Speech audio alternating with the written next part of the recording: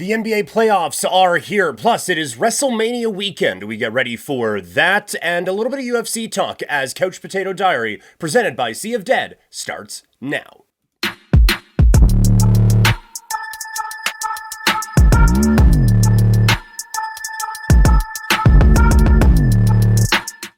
Welcome, everyone, to Couch Potato Diary. Happy Thursday. My name is Peter Klein. Thank you very much for tuning in today. If you're watching on YouTube, you will know that the live portion of the intro now is not necessarily accurate, as I am doing this today recorded. It's been a bit more of a chaotic week around these parts than normal. And so, haven't been able to do the full thing that I've wanted to do. So we're going to cram it all into a couple of days. The next couple of days are going to be absolutely crazy. But today we're going to be looking at the NBA, the UFC, NXT, and the WWE. As always, we are presented by Sea of Dead. Check out seaofdead403.ca for that great Calgary swag.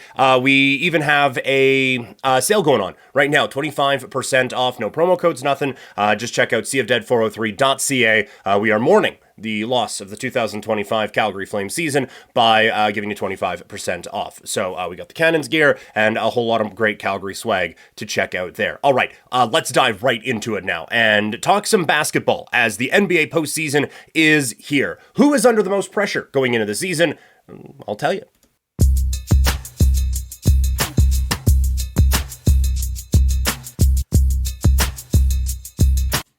The 2025 NBA playoffs are right around the corner, and with that comes quite a bit of pressure for some of these teams. So today, going to run through the teams that are facing the most pressure in the postseason. We will begin with the Minnesota Timberwolves. It is a year in Anthony Edwards' prime, coming off of a trip to the Western Conference Finals a year ago. They made the big move for Randall. They freed up some cap space and all of that. Well, not cap space. Every team is basically over, it feels like. But they got rid of some money and really altered this team. And now, while it doesn't really seem like it is like, oh, if they don't win, what's going on there? But you have this guy who feels like he is going to be a dude, and there's a lot of pressure on this team, I think, to take advantage of that in ways that they have failed to do in the past. And so because of that, I really do think that there is a lot of pressure on the Minnesota Timberwolves to try to keep going with that trajectory that they started from a season ago. The Golden State Warriors, obviously, there's a lot of championships behind them, right? The pressure on Golden State is different than that of Minnesota, because they've won a lot, and recently as well. But still, it is Steph Curry, and he is still playing at an unbelievable level. You watched that game the other night against Memphis, and it is just remarkable how good at basketball that guy is. And so I don't think that you want to be wasting those sorts of opportunities. So I do think that because of that, there is quite a bit of pressure on the Golden State Warriors to get the job done while they still have Steph Curry in their employ and while he is still at a very high level. Also, they made the big trade to go out and get Jimmy Butler. So I do think that there is again, just a bit of pressure on them to make things happen with that. The Milwaukee Bucks, again, championship recently-ish, but the playoffs have been really disappointing the last little bit. And again, you have one of the best players in the world in their prime on your team. So you should do well. And they haven't in the last couple of postseasons. And now again, for what feels like the third, I think probably the third year in a row, injuries have become a bit of a factor for this team as you head toward the postseason. So we will see what they have. We will see what they can do. But there is quite a bit of pressure, I think, on this Milwaukee Bucks team to go out and try to take care of business here in this playoff. The New York Knicks, expectations were, I don't want to say, well, I mean, it's weird because they have this unbelievable run last year, and they weren't a Cinderella because they won a bunch of basketball games, but they still weren't that okay, this is a contender going into last year. Now they are that, and they make a couple of big moves with Bridges and with Cat, and expectations aren't super high because they went 0-10 against Cleveland, Boston, and Oklahoma City this year. Not good. But still, I think pressure is high because, again, you made your moves, you have your stars now it's time to get this thing moving. And they haven't been able to do that here. Again, injuries kind of got in their way a season ago, but at some point the honeymoon is going to run out with the, hey, at least it's not what it was 5 years ago. Eventually there's going to be expectations, and I think that's going to come up pretty quick on this Knickerbocker team. And lastly, the Oklahoma City Thunder. They have a guy who's probably going to win the MVP. They have a very, very talented basketball team, and I know what the counter is going to be. Oh, well, they're young, they'll be fine. As if that hasn't gone wrong in Oklahoma City before. Remember when they had Kevin Durant and Westbrook and Harden and Ibaka and, oh, well, yeah, they're young. They'll be fine. Yeah, they lost in the finals, but they'll be fine. Haven't been back since. And all those guys aren't there anymore. So, I do think that when you have players at this high of a level and you have this good of a team, I don't think you just, it's still early in the development process. Well, we'll be fine. Take the opportunities while you get them. And this is a great opportunity for the Oklahoma City Thunder. So those are the teams that I think are facing the most pressure as we head into this postseason. We do have a couple play-in games to go before we officially know all 16 combatants in the playoffs. All of those get going tomorrow. So let's, or get going again, I guess, tomorrow. Let's break them down as we look at our NBA play-in matchups with the first, it is Miami taking on Atlanta.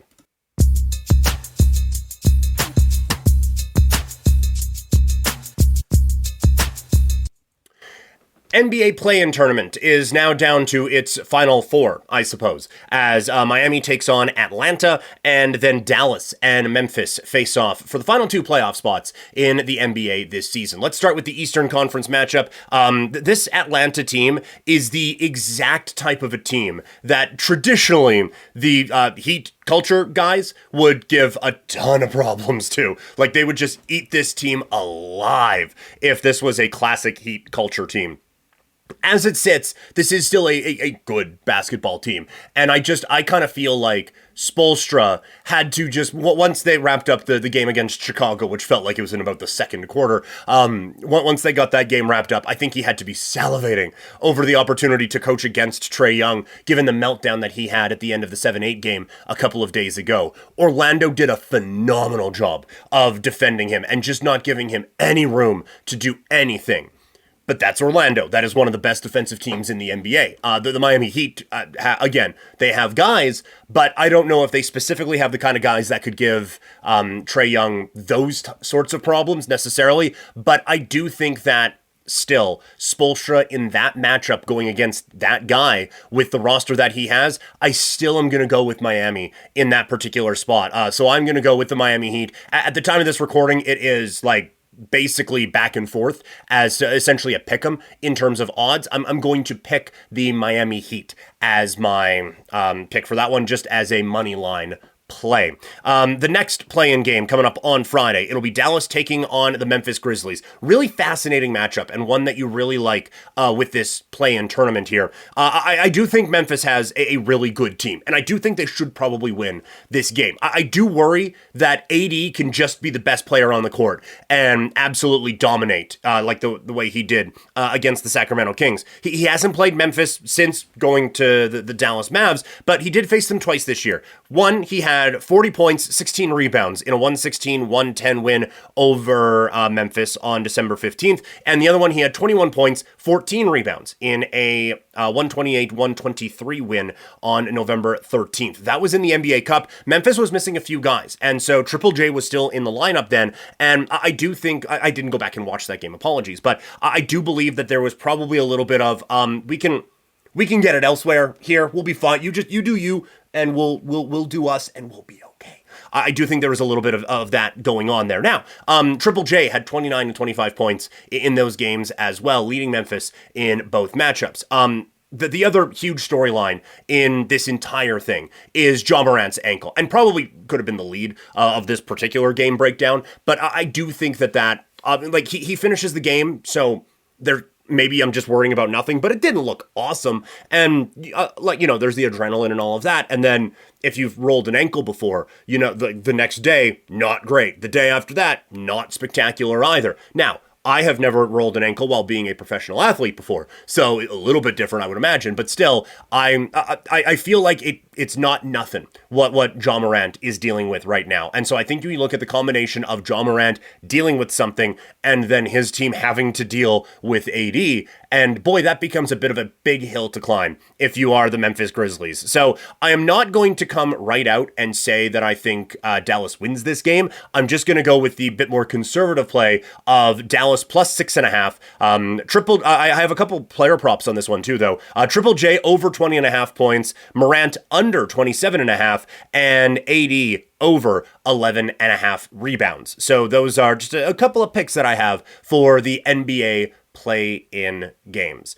Let's move now to the NBA previews, the series previews here in the postseason, as so many very fascinating matchups to break down. Really looking forward to breaking all of them down. So let's get into it. You guys are going to be a little bit sick, I think, of this basketball intro by the time we are all done. But let's run through them, starting with the Western Conference.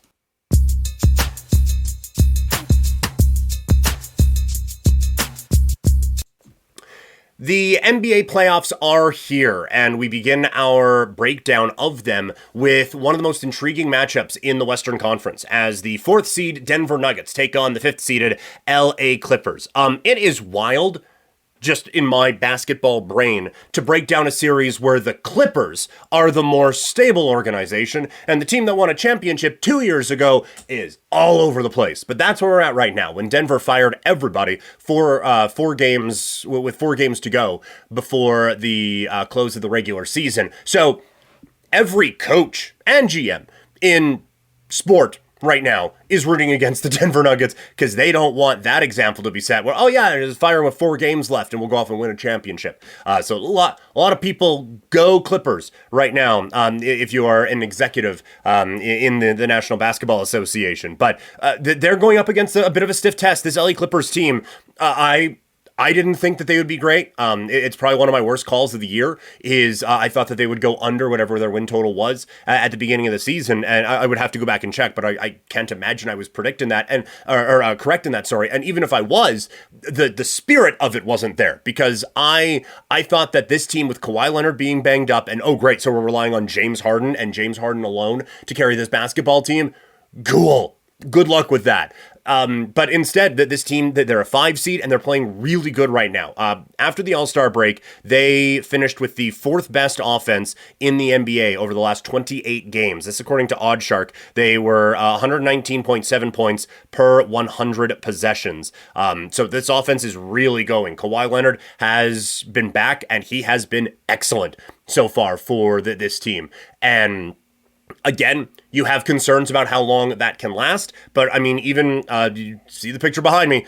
Even when he was in Toronto in 2019, he was a little bit banged up for most of that, and he still was able to get all the way through to get that Larry O.B. at the end of everything for the Raptors now 6 years ago, as crazy as that is. So he definitely can do it, and he definitely can be someone that can carry the load. For Denver, I still like them in this series. You do have to get quite a bit out of your guys now. I mean, playoff basketball, great analysis. But Denver specifically, like their depth, not great.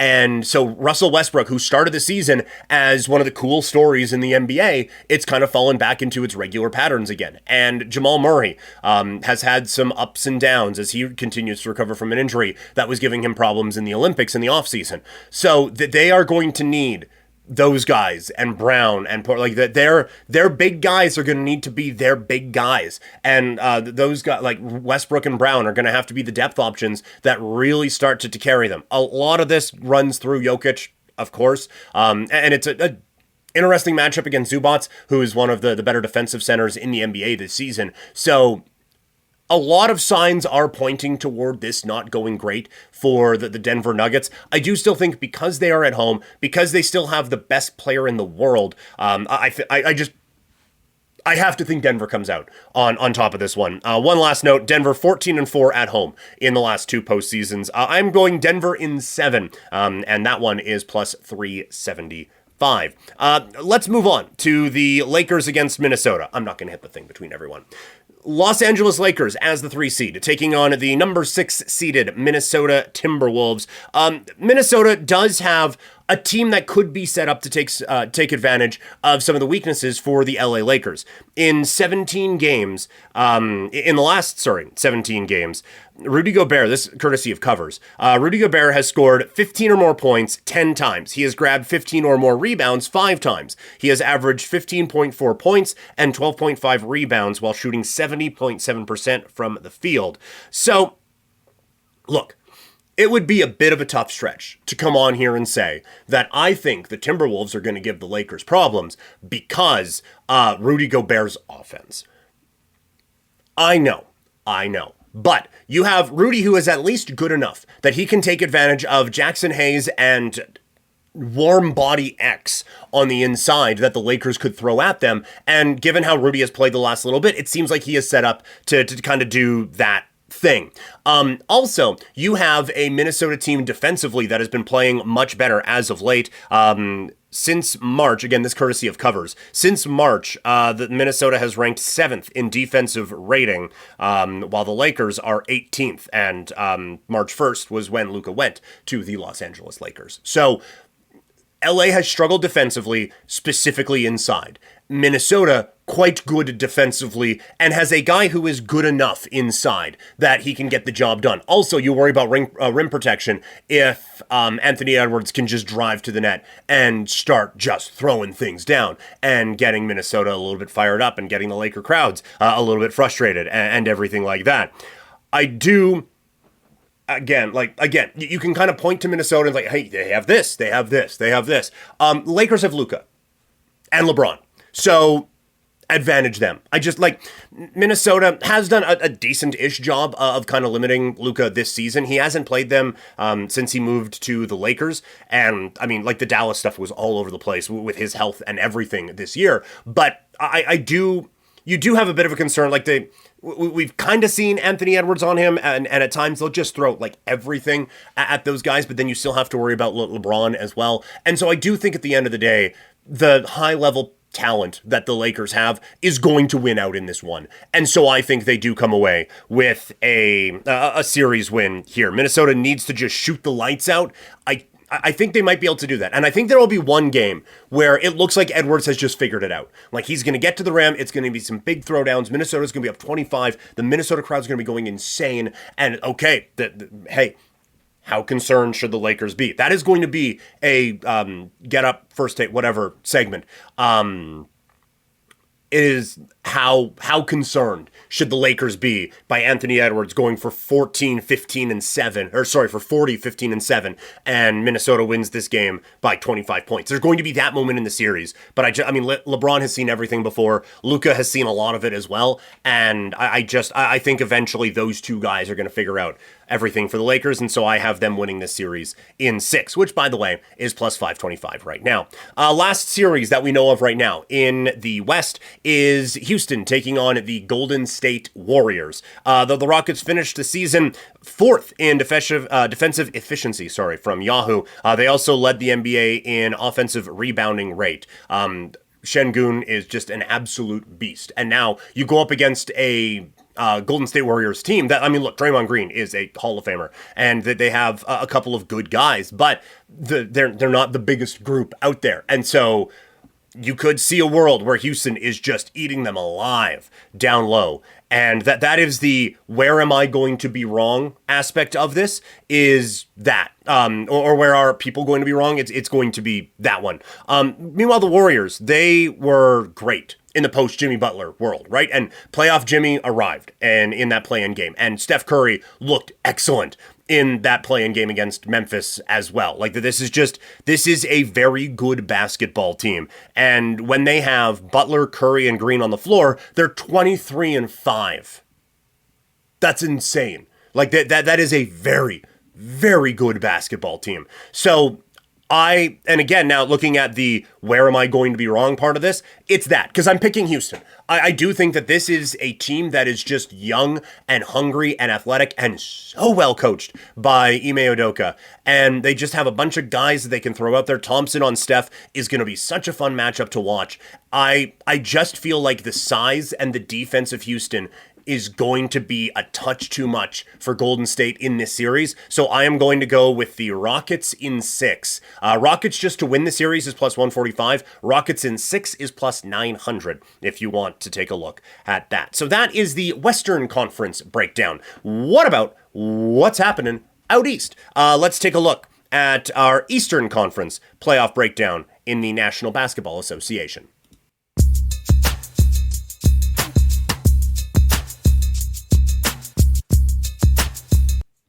The NBA playoffs continuing. We have already looked at the Western Conference. Let's take a look at what's going on out east now. Let's start with the Boston Celtics against the Orlando Magic. This will be a quick breakdown as the 2-seeded Celtics take on the 7th-seed Orlando Magic, who got in here by whooping that ass against the Atlanta Hawks in the play-in. Orlando's defense is fantastic, and it was on full display. But this is a different animal when you are talking about offensive basketball teams. And Orlando's offense isn't close to good enough to keep up with this Boston Celtics crew. So, not great for Orlando. I don't see this being overly competitive. I think the Celtics get it done, and I think they get it done quickly with a series sweep. I have Boston in 4. Pacers, Bucks. Pacers are the 4 seed. Bucks are the 5 seed going into this series. And again, in-depth basketball analysis, this all comes down to Giannis. I love Pascal Siakam. You can see, again, the Kawhi picture behind me. I'm a Raptors guy. Siakam's my dude. Loved that guy when he was in Toronto, but this is a tough matchup for him. Giannis has given him quite a bit of problems, specifically this season. There is a bit of a concern for Milwaukee. It did seem like offensively some things were really starting to come together with Lillard helping kind of run the offense, but he is out with blood clot issues, so probably not going to play in this series at all. So that does hurt the offense. So Milwaukee needs someone to step up outside of Giannis. Lopez has had some moments. Gary Trent Jr. can be a bucket getter at times as well. They just need someone to step up there offensively. Giannis can come pretty damn close to carrying it on his own. The issue is that this Indiana team can put up numbers offensively when you're looking at Halliburton, Siakam, and then the other like Turner and all of them.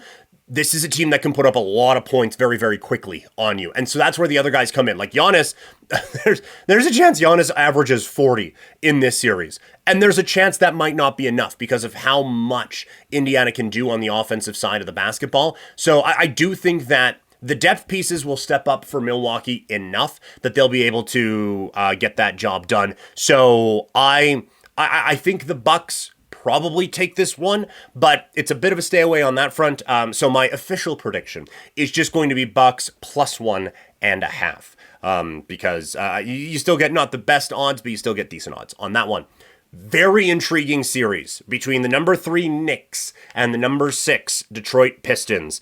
Cade Cunningham, the breakout is real. That is easily one of the best predictions from the NBA preview shows that we ran this year, that Cade Cunningham was going to have that breakout season and help carry the Pistons into this playoffs. I actually underestimated it a little bit because I think it was just make the playoffs and finish exactly 7th, I think I had them at, and they finish here 6th. And Cade Cunningham was the reason why, and he showed the Knicks a lot of times why? Because he stepped up in some big ways, averaging 30.8 points, 8.3 assists on 56.3% shooting from the floor against the Knicks. So that, they are going to have to figure something out there. Whether it, They start with Anunoby on him, but then he hunts out the Brunson matchup and is able to get that. So I don't know if you just don't switch or what do you do in those cases, but that is the matchup that Cade is looking for. The matchup the Knicks are going for is Karl Anthony Towns against the bigs of the Detroit Pistons. Jalen Duran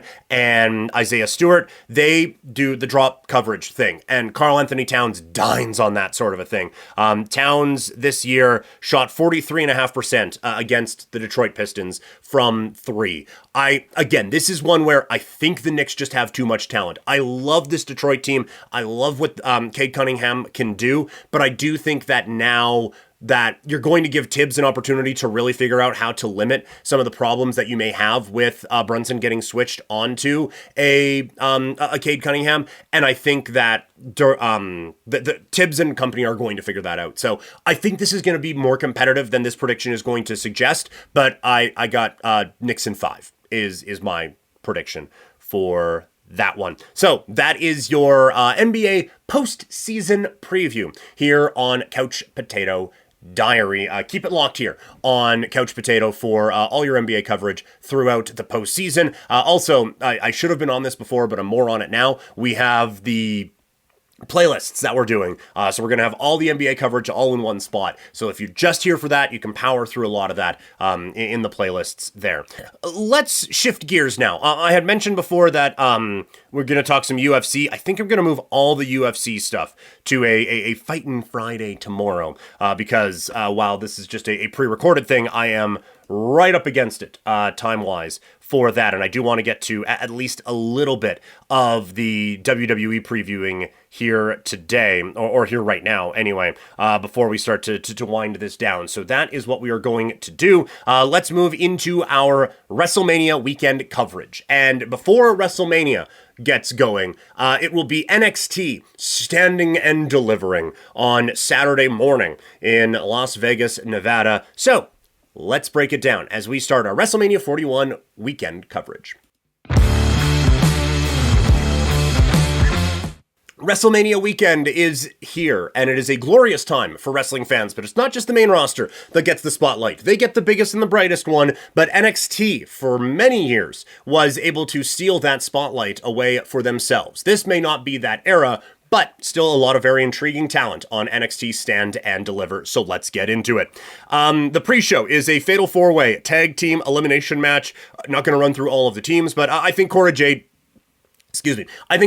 and Roxanne Perez win here. I'm really curious as to why Roxanne kind of fell off here. It felt like they were building some momentum with her. She has a really great Rumble. I thought she looked great in the Elimination Chamber, and then her storyline with Bayley just kind of floats away. And then she's left not doing obvious I'm leaving stuff in NXT and then not doing anything on the main roster. And so I wonder if this is kind of the way to spin her back into main roster stuff. The tag team division right now in NXT is not spectacular. Not even just NXT, sorry, in WWE on the women's side. Hence a thrown together team competing for the tag titles at WrestleMania. And so I do think that you could have Roxy and Cora be a legitimate tag team. Cora probably still needs a little bit of work, but quite obviously has a look that works on the main roster. And Roxanne Perez is a phenomenal worker. And so it has a look as well, sorry. But these are, I think they're a team that works well together.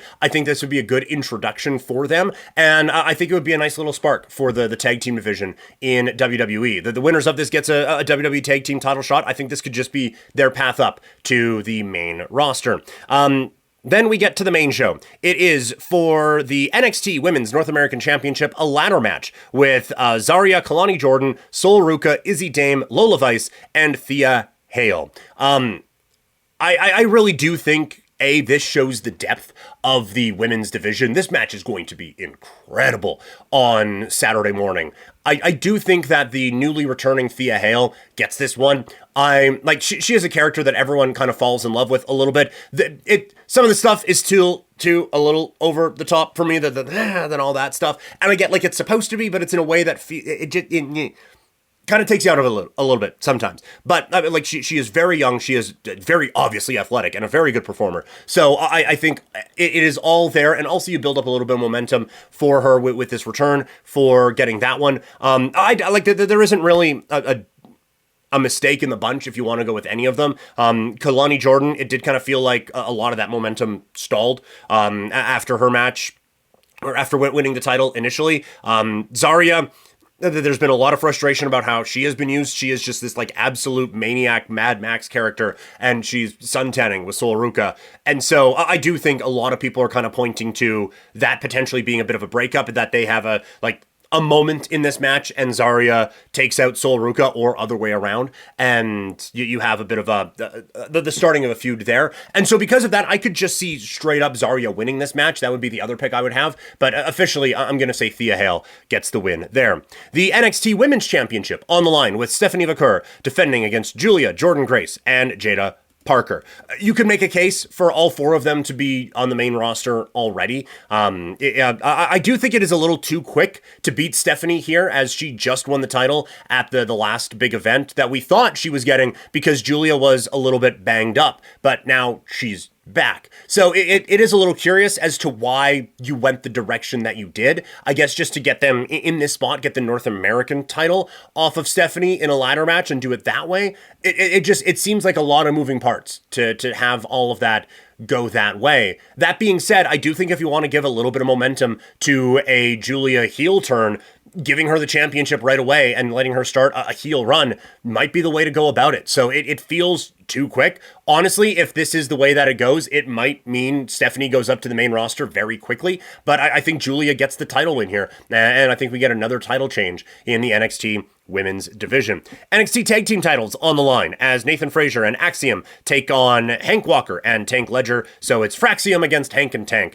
I think Fraxium are main roster ready now. They are one of the better tag teams in the world. A little surprised we don't get a Hardy Boys involvement in this in any way, shape, or form. That just a little disappointing, I think, honestly. But I think that either way, like, this match is a little underwhelming. For Axiom, they are, like I said, main roster ready, though. They would be a huge boost to the tag team division, on Monday Night Raw, and would fit in with the talented teams that they have on the SmackDown side of things right now. So they've been kind of teasing this breakup for a little bit. I don't think that's going to happen. I think that these guys are significantly better as a team than they are apart. And look, like, I had them as my worst tag team of the year a couple of years ago because I didn't see it. I thought it was very bland, but they have really come out. They have really developed something with this team, and now I think they are main roster ready. And so because of that, I think we get Hank and Tank getting the victory here at Stand and Deliver. I don't think Hank and Tank are a fully refined product. Like, this is definitely a developmental product so far, but I think it kind of starts a new era in the tag team division with Fraxium moving on up.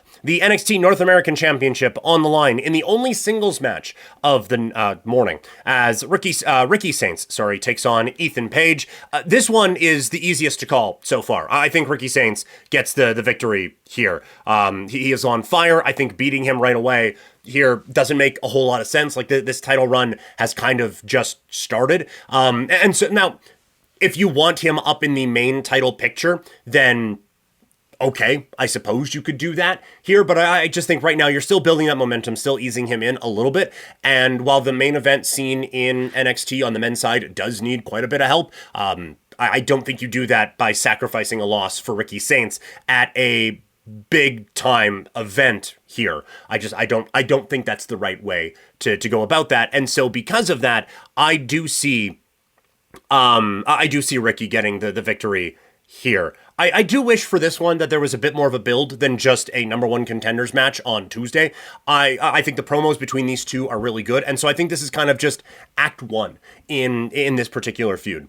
We get the D'Angelo family taking on Dark State. The brawl on Tuesday was sloppy. The camera, like, it was just...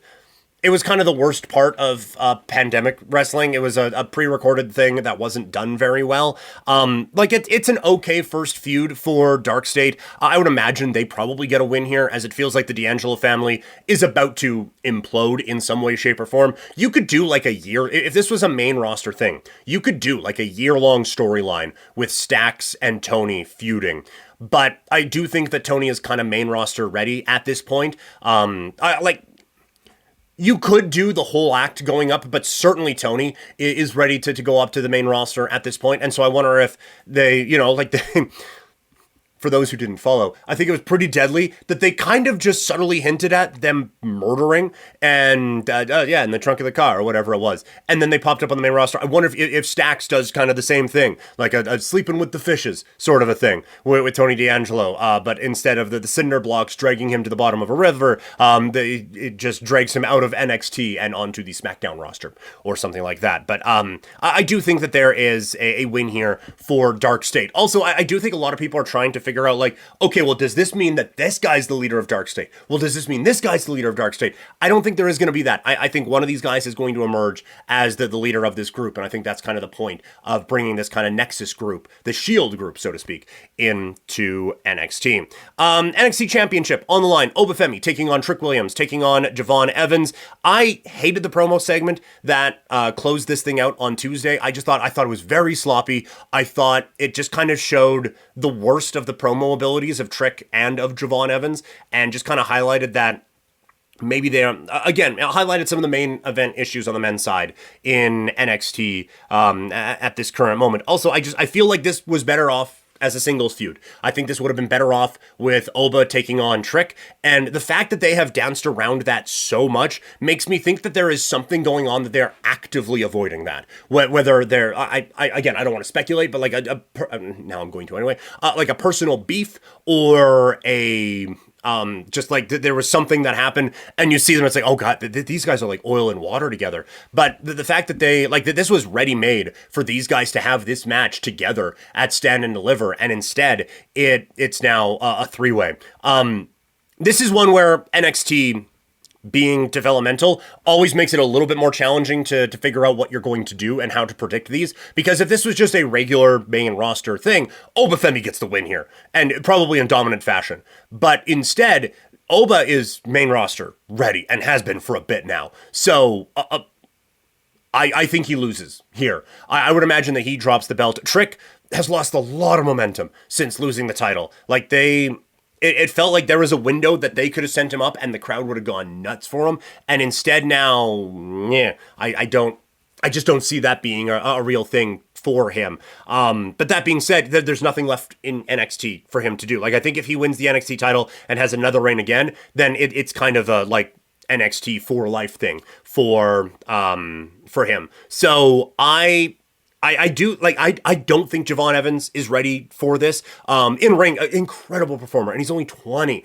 But I don't know if he is that guy necessarily. But again, it's developmental. I think Javon Evans probably gets it. Overall, it's going to be a fun show. It is really going to be a fun show. But I do think that it suffers greatly from trying to get too many people on the card at the same time. That was the cool thing about takeovers, is that it was elite company that you were joining if you were going on to a takeover. And by just shoehorning a lot of people in, I think it took away a lot from this card. And it took away a lot from the build. Like you were watching on Tuesday, that fatal four-way for the number one contender spot for the North American title, just assuming there was going to be some kind of screwy thing. And it's okay, well, fatal five-way. You know, that's what it is. Like, I don't mind the ladder match, but I feel like the women's championship match didn't need to be a fatal four-way. And this title match didn't need to be a triple threat match. You know, like, I just feel like they tried to shoehorn too many people on, and it didn't necessarily work. Okay, so again, due to some time constraints, not going to get to everything that I wanted to today, but we still got tomorrow. So keep it locked on Couch Potato Diary for all of your WrestleMania weekend coverage. We got some NHL playoff stuff. Haven't talked UFC 314 yet, so want to get to that coming up tomorrow as well. So keep it locked. Make sure that in podcast form, you subscribe and leave a review. That stuff really does help. I would like to get that kind of jump started again. So make sure wherever you're listening, you subscribe and leave a review, or follow and leave a rating, whatever that may be. Hit that subscribe button here on the Couch Potato Diary YouTube channel. That, again, there's going to be a lot of videos over the next little bit. So hit that subscribe button. Also, a little notification button may not help you out, or may not hurt anyway, from time to time as well. As always, we are presented by Sea of Dead. Check out seaofdead403.ca for that great Calgary swag. Lots more still to come on this channel over the next few days. Talk to you all later. Have a great, absolutely fantastic rest of your day, everybody, and I will talk to you all tomorrow. Lots, probably.